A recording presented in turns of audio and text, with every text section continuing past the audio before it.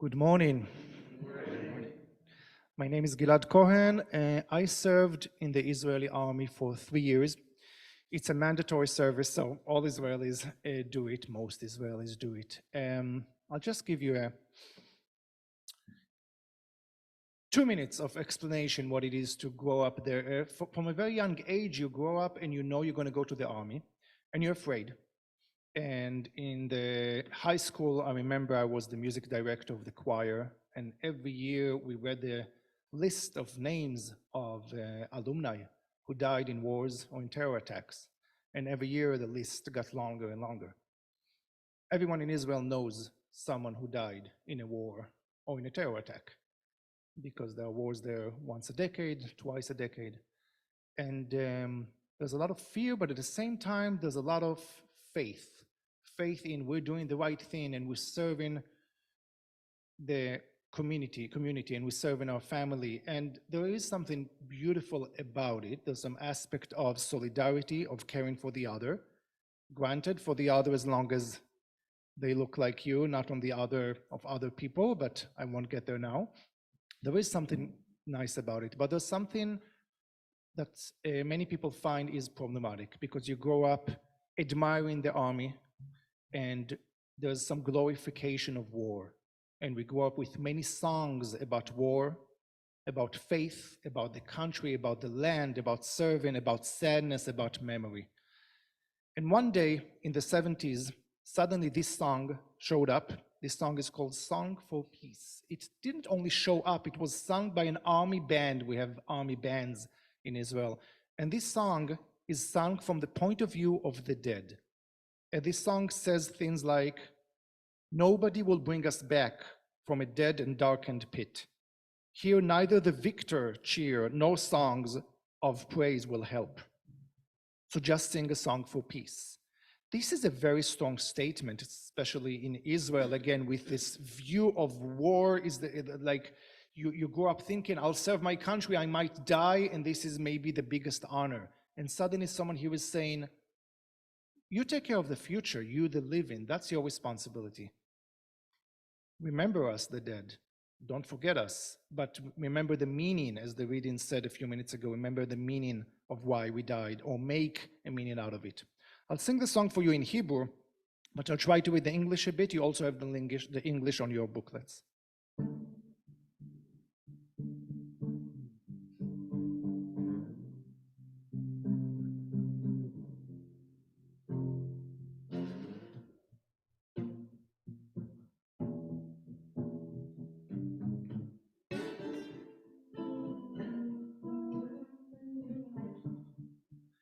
Let the sunrise light up the morning.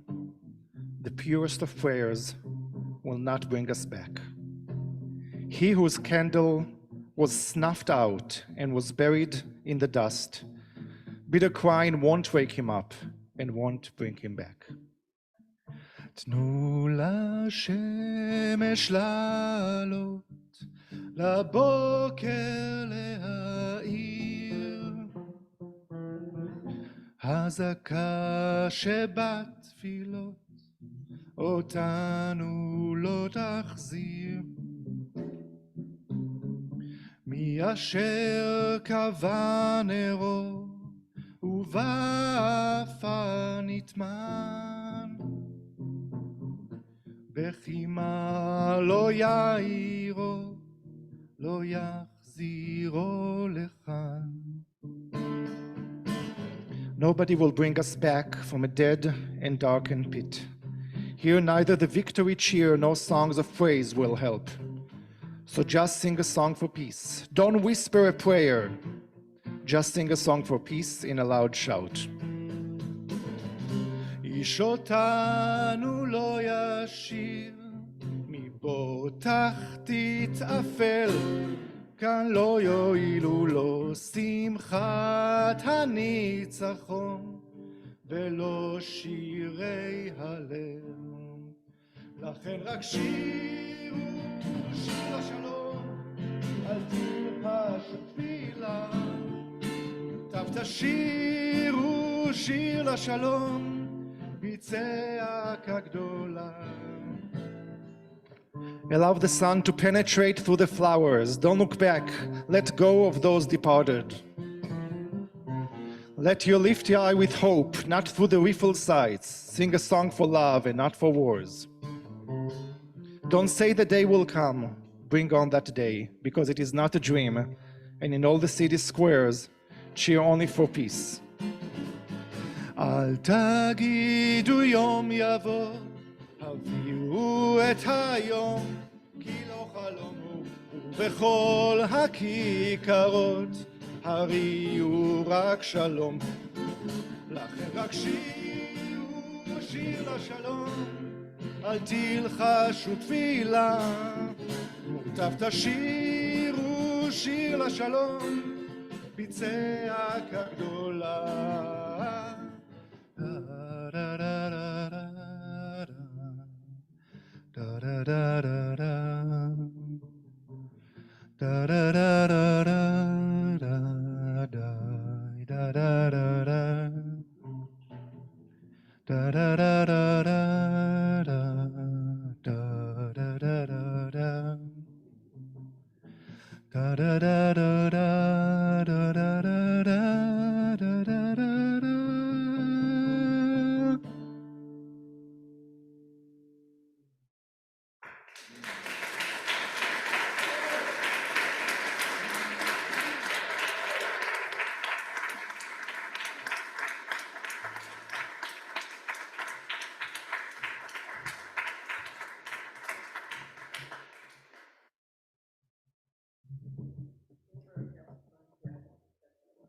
It is a special service, amen. Some of the biggest battles in the history of the Unitarian Society of Ridgewood happened over political disagreements between the minister and a powerful lay leader. Rather than celebrate and explore differences, the combatants tended to try to impose their views on each other. I'm a student of the history of USR, and I bring these stories to light, I hope, for some of you. One especially powerful lay leader was named Charles T. Green, who served 2 stretches as president of the society in the 1920s and 30s, totaling more than 12 years as president for the board. He disliked the guest speakers brought in by the minister, Milton Muter, I guess. People including the radical economist, pacifist, and vegetarian Scott Nearing, and early civil rights advocate Roy Wilkins. Green was described by Muter as having a queer, ego-centered personality, slightly psychopathic. Muter himself was conflict averse. He said he didn't like friction in the parish. In 1939, President Green maneuvered and got Reverend Muter removed. The next minister, Reverend Homer Sheffer, had similar political views but was less afraid of conflict. Sheffer was a strict pacifist and refused to do anything that might appear to endorse war.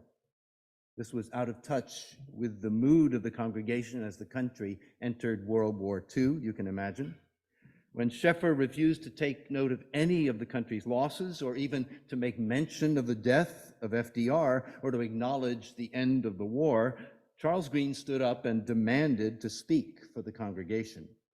Green organized and presided at a special Thanksgiving service on Sunday, August 19, 1945, that marked the end of the war. I take note of these conflicts because some of the same battles go on inside my soul every year about this time as we approach Memorial Day. My father was a Naval Construction Battalion CB diver in the Pacific during World War II, and I, of course, wanted to be like my dad. I imagined as a preteen growing up in Annapolis that I might attend the academy. But when he sent me off to the same military school that he had attended, our paths began to separate because my generation was defined by the Vietnam War. Our lives were structured by the demands of that war, and our identities were forged by our responses to its politics. Many from my school served in Vietnam. Some, like John Bolton, joined the National Guard, as he said, to stay clear of the conflict. I became a Quaker, like my mother. I was a conscientious objector, 1AO. When I went to college, I grew out my hair. Can you picture me with hair down to my shoulders? My clothing reflected my generation's aesthetic. Many of us donned surplus military clothing, and I asked my dad for permission to wear his Navy dress jacket. Now, perhaps he was drinking when he said yes, or perhaps he was drunk a few days later when he saw me in it, but he came at me in a rage and literally tore the brass buttons off of his jacket. He said I had no business wearing his jacket. I never talked with him about that moment or had any sort of reconciliation. When he died of cancer a few years later, I was a newly ordained minister and officiated at his modified Quaker memorial service. I carried this deep ambivalence. I'm opposed to war. I believe humanity is capable of finding alternatives to violence and must do so. And I know I could never kill or support any act of killing. But at the same time, I loved and respected my father. I honor those who serve, especially those who have died. When the Westboro Baptist Church was picketing military funerals, I joined the Patriot Guard Riders.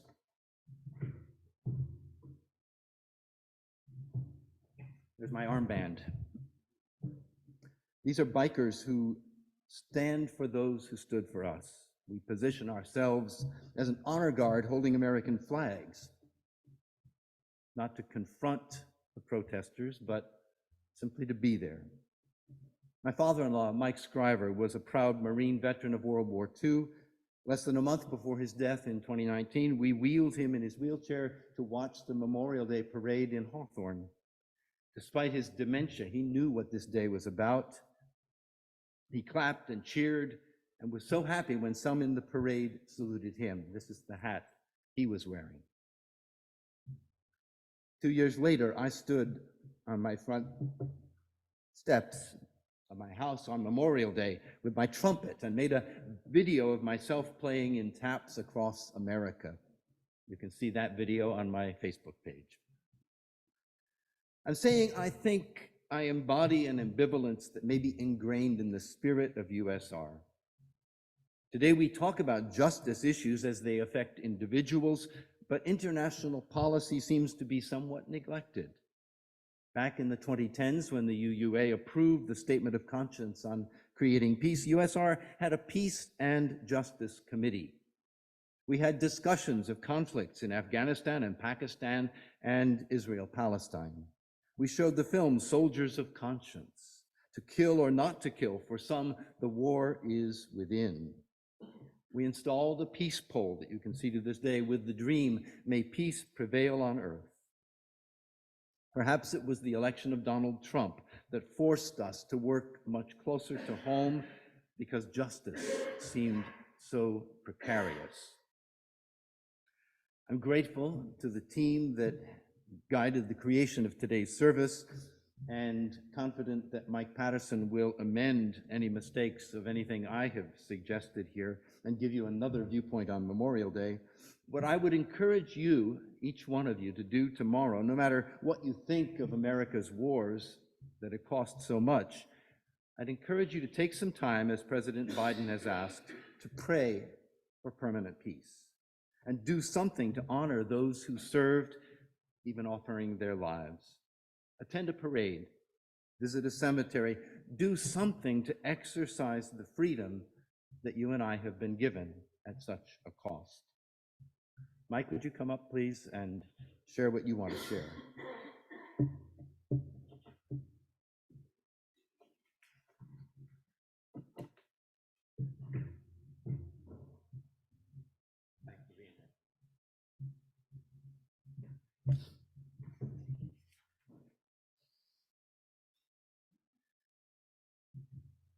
Can you hear my heart beating? I'm Mike Patterson, and this is a story of good luck and bad luck. I grew up in Glen Rock. Went to St. Catherine's. I was a Catholic schoolboy. Went to Mass, was an altar boy, went to confession regularly, did everything that a Catholic schoolboy would do. Then I went to Glen Rock High School, graduated in 1962. That makes me about, well, as my granddaughter says, you're elderly. And then I went to college, Fairleigh Dickinson, graduated in 66. Now, all through that, the draft, the United States government is trying to draft you. And you have to make decisions. Do you have a deferment? Are you going to be conscientious, objector? What are you going to do? Are you going to go to Canada? Terrible times. I wasn't political. My goal was to finish college, get the degree. I was one of the first ones, actually, the first one in my family to get a degree. So I got drafted. They changed my status from 2S student to 1A constantly. I'd call up the draft board at Hackensack and I'd say, hey, I'm a student. They change it. I said, I'll go in, but not yet. So finally, June, early spring 66, they changed it to 1A. I called up and said, okay, I'm ready. So,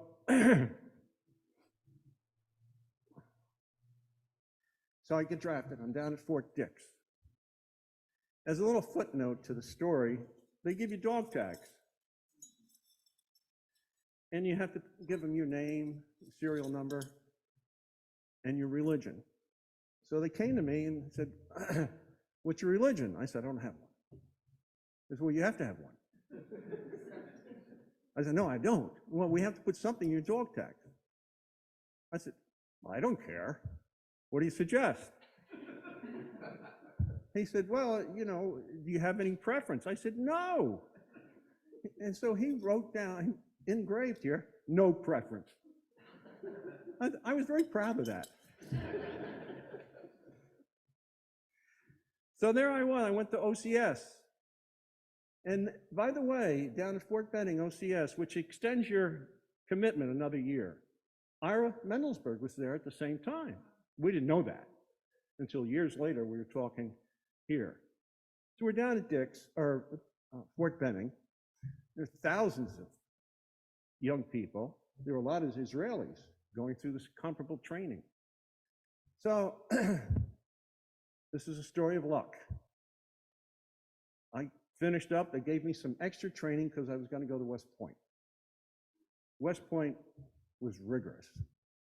I was in charge of snow removal. I was in charge of cleaning the stadium after football games. I was in charge of the ranges. You know, and then I'd spend a lot of time at the officers' club. All this time I'm reading about the war. And I'm saying, okay, you know, I'm here. Then I get orders to go to Korea. I get off the plane. They send me to 8th Army headquarters, Seoul, Korea. 8th Army controls all of, you know, there's about, at the time, about 38,000 troops, American troops in Korea. So there I am, got the staff job again. Luck. And I was very grateful, a little embarrassed a little bit, but it was, you know, it was a job. And eventually I was discharged, of course. Bad luck. 5 guys from my high school class, 5, died in Vietnam. I knew them. I knew 3 of them very well.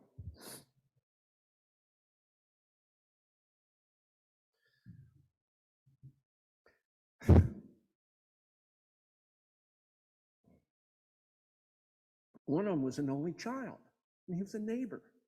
When I got home, I couldn't go by their house. I didn't want to meet his parents. I was not ashamed, but I just thought, God, when am I going to tell them what I did? You know. So we had 5. David Brooks, Darren Higdon, Rob Janowitz, Richard Long, and Richard Green. all in the class of 62 at Glen Rock High School. I mean, life's not fair. Bad luck.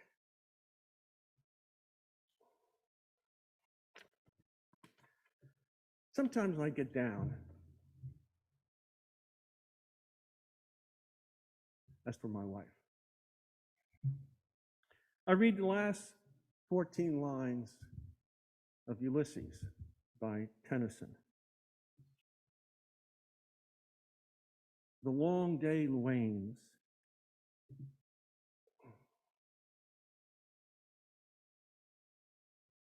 The long day wanes.